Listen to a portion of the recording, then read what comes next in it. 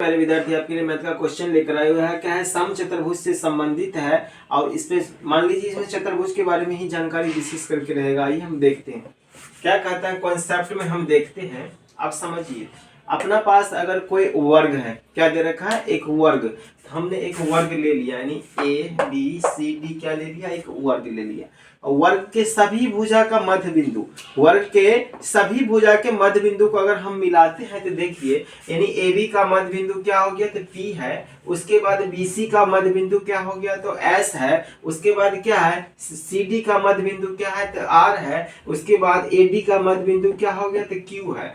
ये सभी मध्य बिंदु है। इस मध्य बिंदु को मिलाने से, इस मध्य बिंदु को मिलाने से क्या एक चतुर्भुज बनता है। तो वह कैसा चतुर्भुज होगा, तो वह क्या होगा, एक वर्ग बनेगा। यानी वर्ग के मध्य बिंदु को मिलाने से क्या बनता है, वर्ग ही बनता है। अब हमसे अगर पूछ लिया जाए इस नया वर्ग का क्षेत्रफल क्या होगा, इस नया वर्ग का क्षेत्रफल क्या होगा, इस नया वर्ग का क्षेत्रफल होगा जो अपना मूल वर्ग है, यानी जो बड़ा वाला वर्ग है उसका क्या होगा, आधा होगा। यानी PQRS का क्षेत्रफल, यानी PQRS का क्षेत्रफल जो वर्ग के अंदर में जो वर्ग बना है उसका क्षेत्रफल क्या होगा, जो बाहर में वर्ग है यानी ABCD का क्षेत्रफल होगा उसका क्या होगा, तो आधा होगा। क्या होगा, आधा होगा। समझिए क्या होता है, वर्ग को हम बोल सकते हैं क्या, एक समांतर चतुर्भुज है। क्या है, समांतर चतुर्भुज है, क्योंकि आमने सामने की भुजा समांतर होता है, इसीलिए वर्ग के अंदर वर्ग बना तो वहां भी क्या होगा, एक समांतर चतुर्भुज हो गया।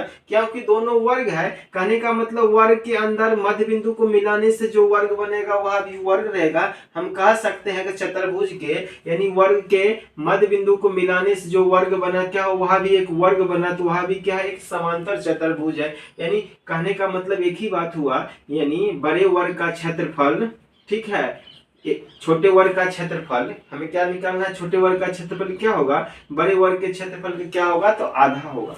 आइए अगला पॉइंट, अगर आयत है, अगर आयत के, तो आयत अपना पास ले लिए, कहता है आयत के सभी भुजा के मध्य बिंदु को आपस में यानी मिलाने से जो निर्मित आकृति बनता है वह कौन सा आकृति बनता है। तो देखिए एक आयत ले लिए, A हो गया, B हो गया, C हो गया, D हो गया। ABCD क्या है, एक आयत है। तो इस आयत का मध्य बिंदु यानी AB का मध्य बिंदु क्या हो गया, तो P हो गया। BC का मध्य बिंदु क्या हो गया, तो S हो गया। CD का मध्य बिंदु R हो गया और AD का मध्य बिंदु क्या हो गया, तो D हो गया। इस मध्य बिंदु को अगर हम मिलाते हैं तो मध्य बिंदु को मिलाने से अंदर में एक चतुर्भुज का निर्माण हुआ। तो वह कैसा चतुर्भुज होगा, वह एक सम चतुर्भुज का निर्माण किया।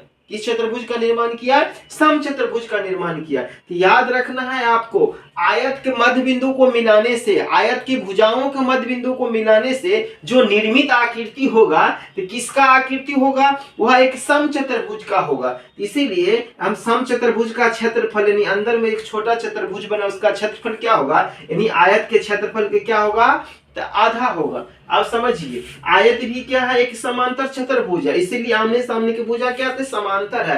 यह भी आमने सामने की भुजा समांतर है। असम चतुर्भुज क्या होता है, आमने सामने की भुजा क्या होता है, तो समांतर होता है। हमने क्या देखा, किसी भी वर्ग, किसी भी आयत, किसी भी असम चतुर्भुज, अब समझिए तो कहने का मतलब किसी भी चतुर्भुज को यानी मध्य बिंदु को मिलाने से क्या होता है, यानी समांतर चतुर्भुज का निर्माण हुआ। याद रखिएगा। आइए आप देखिए, समांतर चतुर्भुज यानी पैरेललोग्राम कहता है समांतर चतुर्भुज के सभी भुजाओं को मध्य बिंदु को मिलाने से निर्मित आकृति समांतर चतुर्भुज ही होता है। आप देखिए हम ABCD क्या लिए, एक समांतर चतुर्भुज लिए। और समांतर चतुर्भुज क्या हुआ, मध्य बिंदु को मिलाए तो क्या होगा, AB का मध्य बिंदु P हो गया, BC का मध्य बिंदु S हो गया और CD का मध्य बिंदु R हो गया, AD का मध्य बिंदु क्या हो गया, तो Q हो गया। इस मध्य बिंदु को मिलाने से क्या हुआ, एक आकृति का निर्माण हुआ। वह आकृति कैसा आकृति बनेगा, तो समांतर चतुर्भुज ही, यानी समांतर चतुर्भुज के मध्य बिंदु को मिलाने से जो नया आकृति का निर्माण हुआ वह भी एक समांतर चतुर्भुज होगा। अगर हमसे पूछा जाए तो नया समांतर चतुर्भुज का क्षेत्रफल क्या होगा, तो यानी मूल समांतर चतुर्भुज जो पुराना यानी बड़ा वाले समांतर चतुर्भुज है उसके क्षेत्रफल के क्या होगा, तो आधा होगा।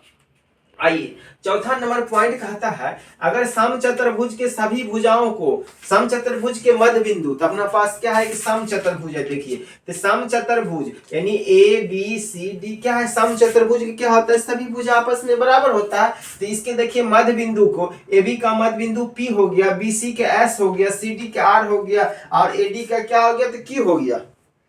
इसको मिलाने से एक आकृति बना है। वह आकृति किसका आकृति बना है, तो वह आकृति तो कहता है मध्य बिंदु से निर्मित आकृति आयत का होगी। तो आप देखिए समचतुर्भुज को, समचतुर्भुज के मध्य बिंदु को मिलाने से जो आकृति का निर्माण हो गया वो किसका हो गया था, आयत का।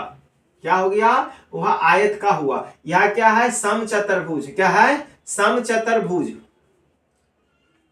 ठीक है, तो समचतुर्भुज के मध्य बिंदु को मिलाने से जो आकृति का निर्माण हो गया वह किसका हो गया, तो आयत का। आइए अगला नंबर क्वेश्चन कहते हैं, थोड़ी कहता है समलम चतुर्भुज, कहता है समलम चतुर्भुज के सभी भुजाओं के मध्य बिंदु को मिलाने से निर्मित आकृति समांतर चतुर्भुज का होगा। तो अपना पास देखिए क्या दे रखा है, यानी क्या दे रखा है, ए बी सी डी क्या है, एक समलम चतुर्भुज है। इस समलम चतुर्भुज के देखते हैं सभी भुजा, ए बी का मध्य बिंदु पी हो गया, बी सी का एस हो गया और सी डी का आर हो गया और ए डी का क्या हो गया, तो क्यू हो गया। इसके मध्य बिंदु के मिलाने से क्या हो गया, एक आकृति का निर्माण हुआ। तो वह आकृति क्या हो गया, पी क्यू एस आर, कहने का मतलब पी क्यू आर एस का एक निर्माण हुआ। वह कैसा चतुर्भुज हुआ, क्या हो गया, समांतर चतुर्भुज। इसका भी क्षेत्रफल क्या होगा, तो वही समलम चतुर्भुज के क्षेत्रफल के क्या होगा, आधा होगा। यानी जो बड़ा चतुर्भुज है, जो छोटा चतुर्भुज का क्षेत्रफल बड़ा वाले चतुर्भुज के क्षेत्रफल के क्या होगा,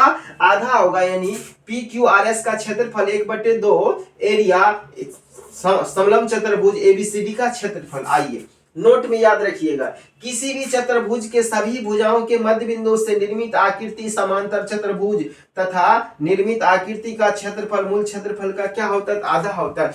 किसी भी चतुर्भुज हो, एनी कोई चतुर्भुज, तो किसी भी चतुर्भुज होगा उसके मध्य बिंदु को मिलाने से जो आकृति का निर्माण होगा वह कैसा आकृति होगा, तो वह एक समांतर चतुर्भुज होगा। अगर उसका हमको क्षेत्रफल पूछेगा तो क्या होगा, उसका क्षेत्रफल होगा जो बड़ा वाला चतुर्भुज होगा यानी मूल चतुर्भुज होगा उसके क्षेत्रफल के क्या होगा, आधा होगा, जो नया आकृति बनता है। ठीक है, इसी प्रकार का आगे भी क्वेश्चन लाएंगे। फिलहाल इतना ही, धन्यवाद।